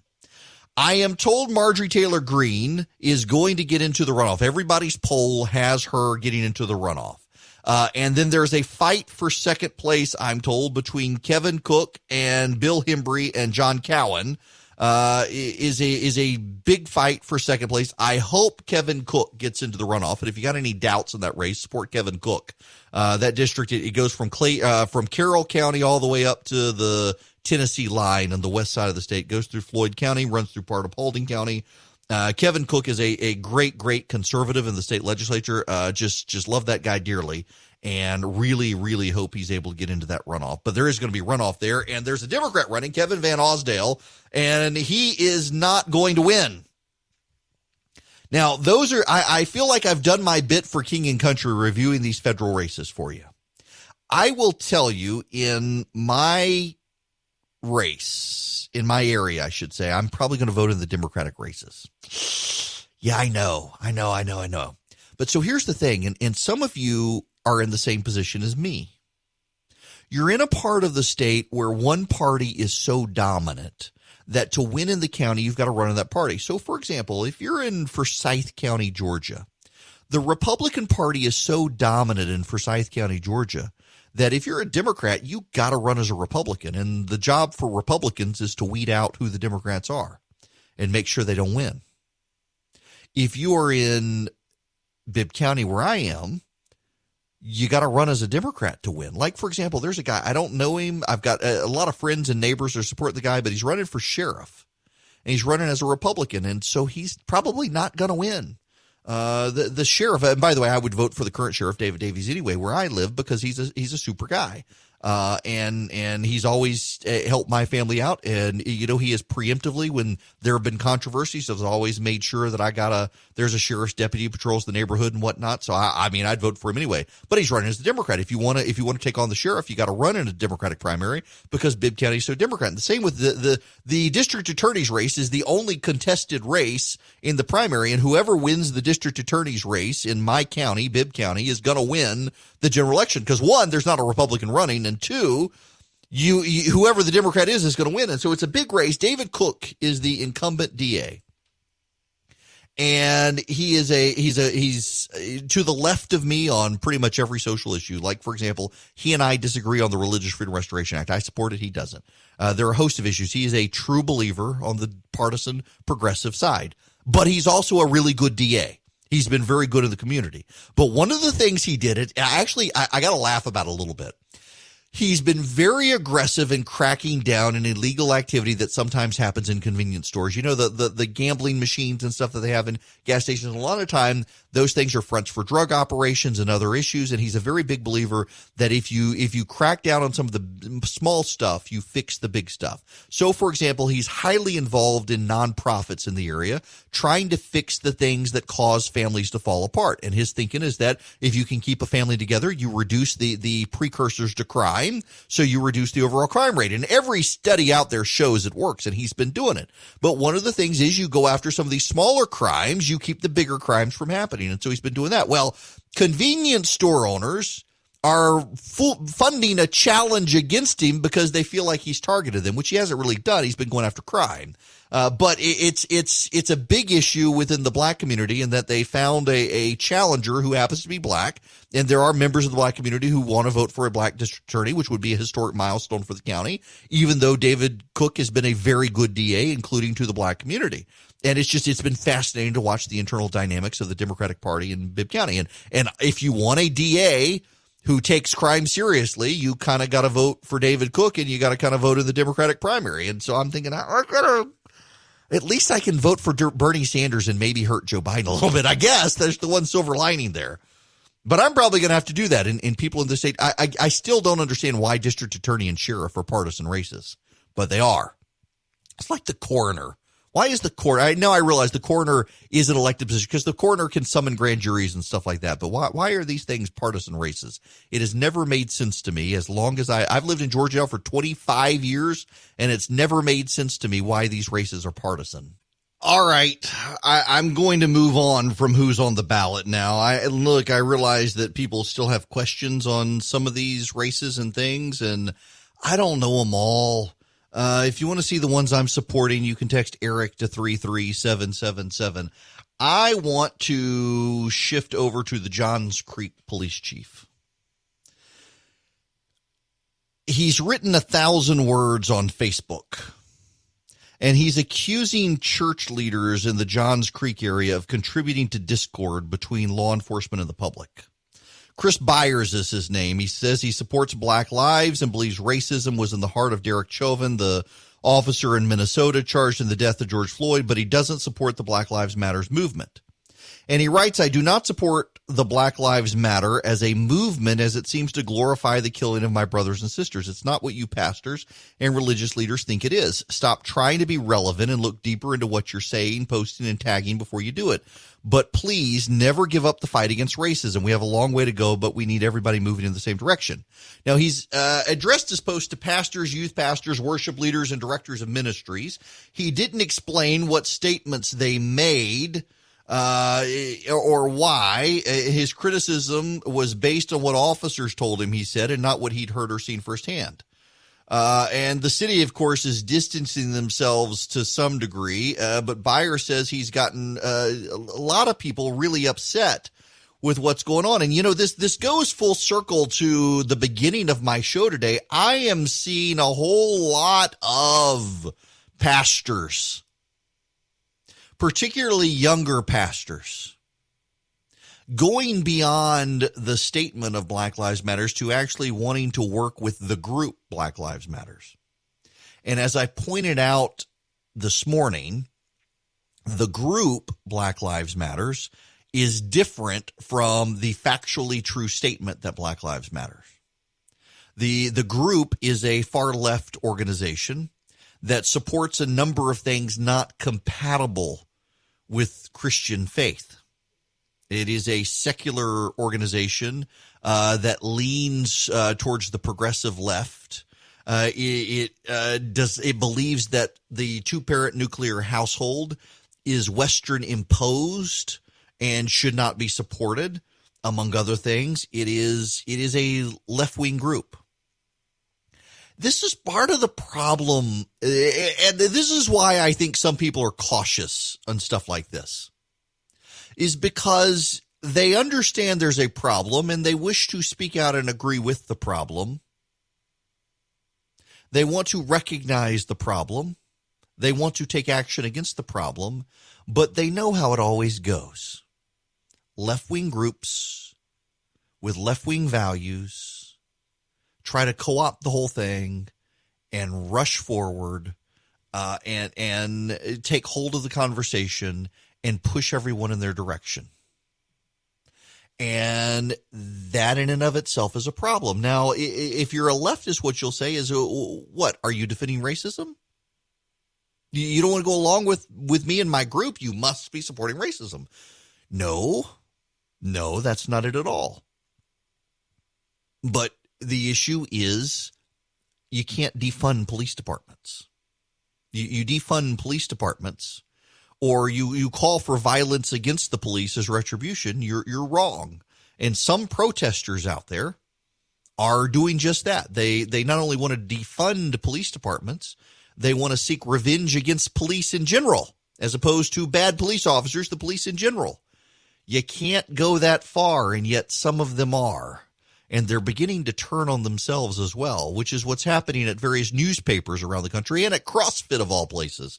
I'll explain when we come back.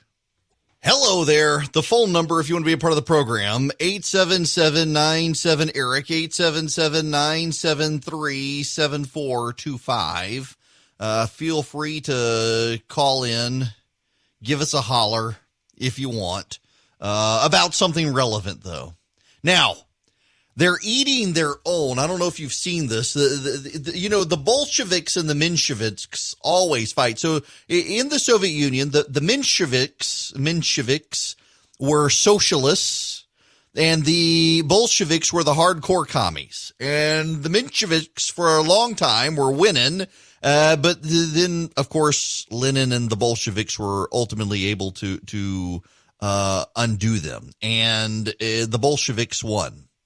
In China, you had various parts of the communist regime there squabble with each other, and ultimately the Maoist won. It is always the nastiest breed of communist. In battles with other communists, it's always the nastiest communists who win.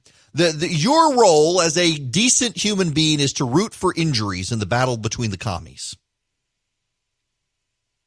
The longer the commies fight each other, the less they have to go after us. Well, in the newsrooms, the Bolsheviks are winning out.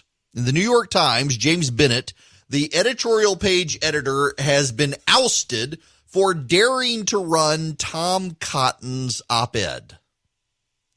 Tom Cotton's op-ed, backed by 58% of the American public, was published in the New York Times. The New York Times editorial page editor admitted he hadn't actually read the op-ed first. Everyone else in the chain of command did. They're just looking for an excuse, and he's been pushed out the door for daring to air a view that reporters at the New York Times cried about. Here's Tom Cotton talking about this. Unbelievable. Real quick, before we go on to China, I wanted to mention that the number of people who have written op-eds for the New York Times, we've got one here from the Taliban. I don't think there was any controversy around this. The headline here, what we, the Taliban, want. That was an op-ed in the Times. There was also one from Putin. There was one years back from Hitler. Yeah, I don't remember all the woke staffers at the New York Times rising up in arms whenever they published the Taliban op-ed just a few months ago. It just goes to show you the moral rot inside some of our media and academic institutions, that they don't get outraged about the Taliban, but they do get outraged about conservative opinion. They don't get outraged by the New York Times did publish an op-ed by Hitler. To my knowledge, they haven't actually repented of that. But nonetheless, you do get the point here. Well, it's not just the New York Times. Get this. The Philadelphia Inquirer, Stan Wisnowski, resigned as their top editor. Stan Wisnowski, the top editor of the Philadelphia Inquirer, has announced his resignation days after discontent among the newspaper staff erupted over a headline on a column about the impact of the civil unrest following the police killing of George Floyd in Minneapolis. Wisnowski, 58, led the paper over two turbulent periods in recent years, driving it, its sister paper, The Daily News, and its website, theinquirer.com, to reshape themselves in the digital age, transform the new business. He was key in the creation of Spotlight PA, a new multi-reporter team to provide news outlets across Pennsylvania with investigative coverage of state government. He was in charge in 2011 when the Inquirer investigated violence within Philadelphia schools, a series awarded the Pulitzer Prize for Public Service. But he stepped down after the young millennial reporters complained. Why? Because, well, it was an insensitive headline over a column by Inga Safran. He joined the two other top editors in signing an apology, characterizing the headline, Buildings Matter Too, as deeply offensive, and apologized for it. The column had explored the destruction of buildings amid the looting that accompanied some of the nationwide protests over police violence, even before the headline was published. Wisniewski and other editors were scheduling a staff-wide Zoom meeting to discuss race at the Inquirer and the pressure in particular faced by journalists of color. He was pushed out. He is of the left, but he is not a Bolshevik. So he was pushed out. Now, it's coming all around. It's also happening at CrossFit. What's the guy's name? CrossFit CEO. What's his name? He has had to apologize, and it's not stopping the departure from CrossFit. It is Greg Glassman, who's a hardcore libertarian. Greg Glassman responded to the Institute for Health Metrics, the IHME that does the modeling everybody pays attention to. Well, they've declared racism is a public health issue. And Greg Glassman, the CEO of CrossFit, replied to that tweet, it's Floyd-19. Ooh. Yes, he did. And then he blew up in a second post about how the IHME, how are they going to model this? They made everyone shelter in place. They wrecked lives and businesses, and now suddenly getting woke is okay. And it rubbed a whole lot of people the wrong way. He has now come out and tweeted saying, the CrossFit HQ and the CrossFit community will not stand for racism. I made a mistake by the words I chose yesterday. My heart is deeply saddened by the pain it has caused. It was a mistake, not racist, but a mistake. It was the not racist that they want him to bend over backwards and apologize. And by the way, CrossFit gyms are disaffiliating. Sponsors are pulling out. Sponsors are pulling out. Reebok is ending their deal. Rogue Fitness, which is one of the most prominent manufacturers of equipment in the CrossFit community, is pulling out. You've got Rich Froning, who is probably the most famous CrossFitter in the world, is saying they're disaffiliating with, they won't stand with he won't stand with CrossFit CEO. Noah Olson, another very famous CrossFitter, says he's not going to play in the CrossFit Games. That he loves the community, he loves the people, but he just can't tolerate this. He's taking actions. He's taking action. Now, here's the funny thing here. So I go to a gym that is not really tied to, but part of it being part of CrossFit is it's also part of a shakedown. You're paying money to CrossFit and stuff like that. And I go to a gym here in Macon where I am, Tao Training. It's over by the new mall. Back behind Georgia Bob's, if you know where Riverside Drive is in that area. It's a fantastic place. Love it there. I was going to CrossFit in Compass, which is up behind the Walmart on Zebulon Road, but my schedule changed with this radio show. I was going at 9 in the morning there.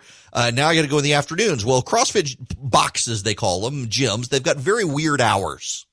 And they don't run the air conditioner. They try to encourage people to come early in the morning. And I'm sorry, I'm not getting up at 4 o'clock in the morning to go to the gym. Just not going to do it. I'm not going to get up at 5 o'clock in the morning to go to the gym either. I'm not insane.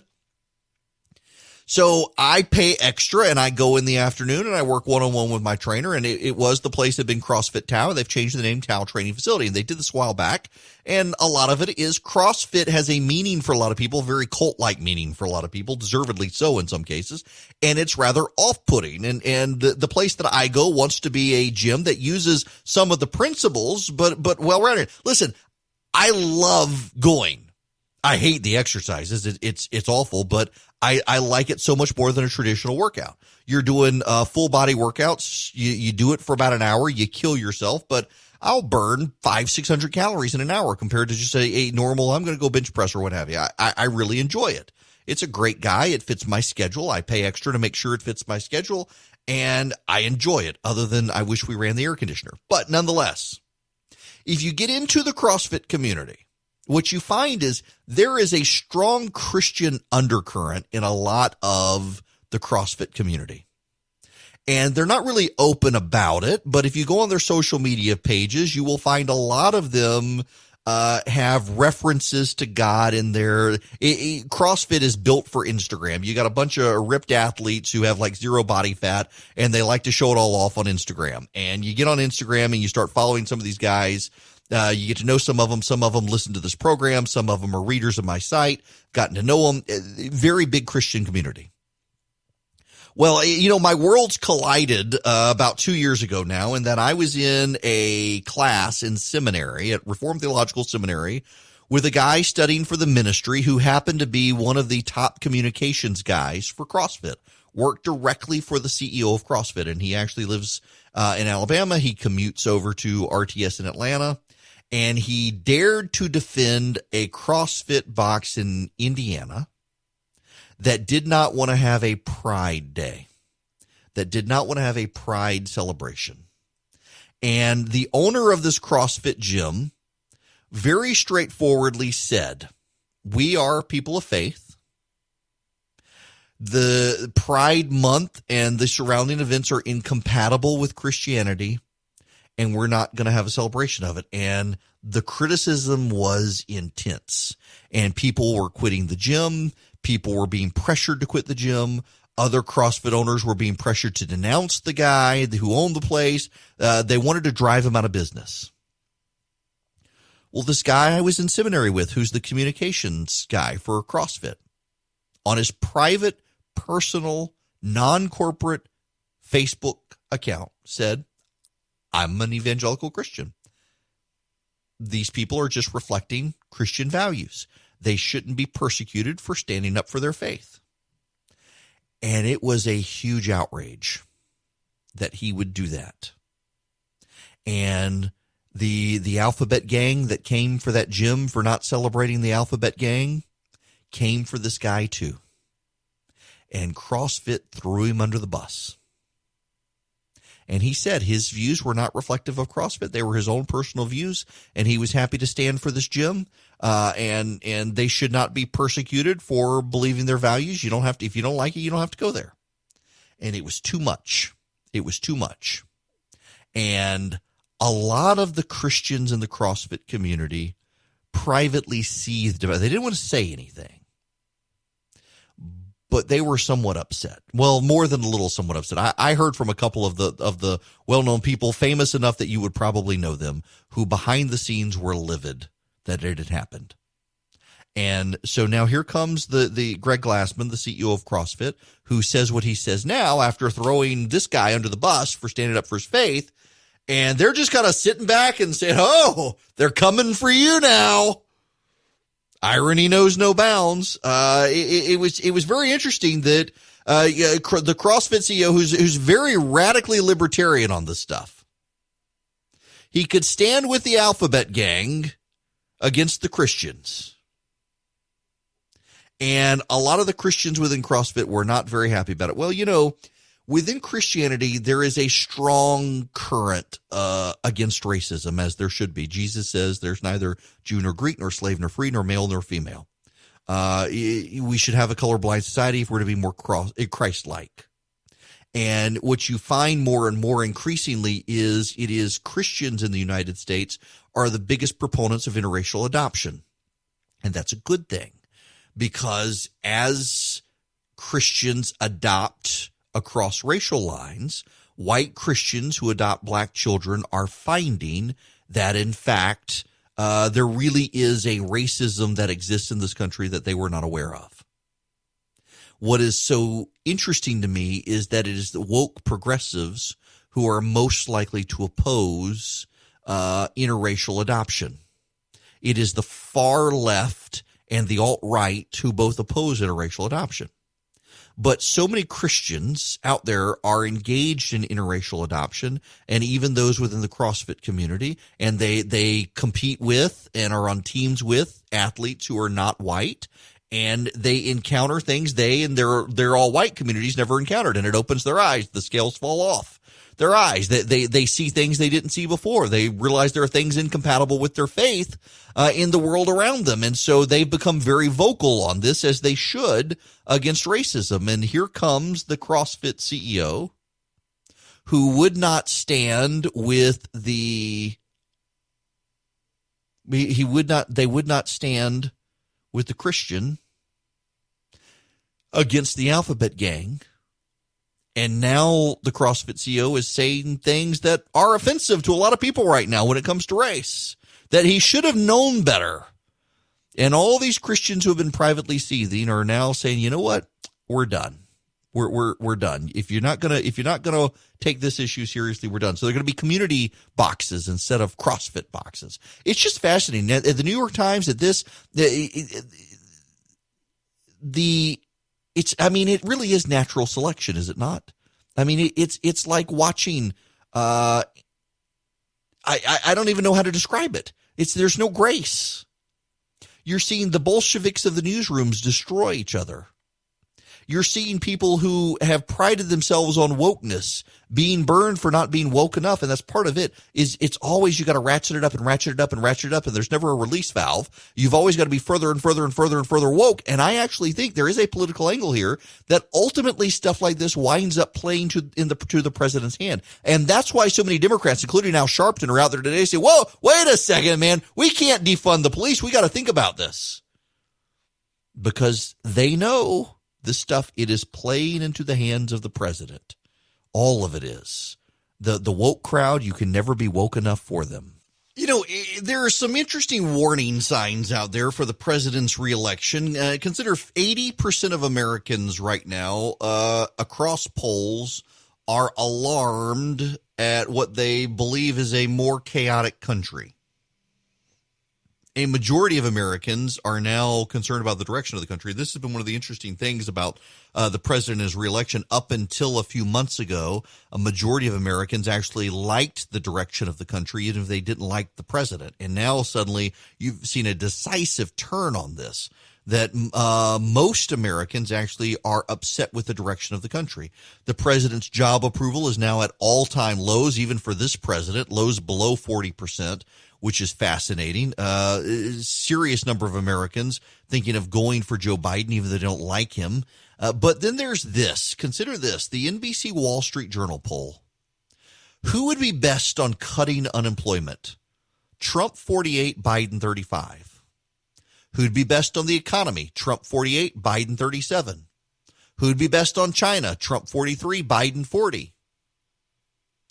And then here, who would be best on representing change? Biden 41, Trump 37. Who'd be best on the pandemic? Biden 47, Trump 38. Who'd be best on bringing the country together? Biden 51, Trump 26. I want you to meditate on one of these. Who would be best at representing change? Joe Biden is at 41% and Donald Trump is at 37%. That's a 4-point advantage for Joe Biden on representing change, even though the people think overwhelmingly he would do better at bringing the country together. That's really not good for Joe Biden. And when it comes to the economy, voters go with the president by an even bigger margin. The president, if he can stay focused and disciplined, has an ability to pull this thing off. But if he doesn't stay focused on the economy and job creation and make that his message, he's going to lose. And there are some within his administration who have been fighting from the outside for so long that they don't actually recognize, you're on the inside now. It's hard to say you're an outsider when you're the president of the United States. And they've got to get out of the out-of-party mindset and get into a leadership mindset that they've been battling everybody, and the president's a fighter, and everyone likes the president to fight on his side.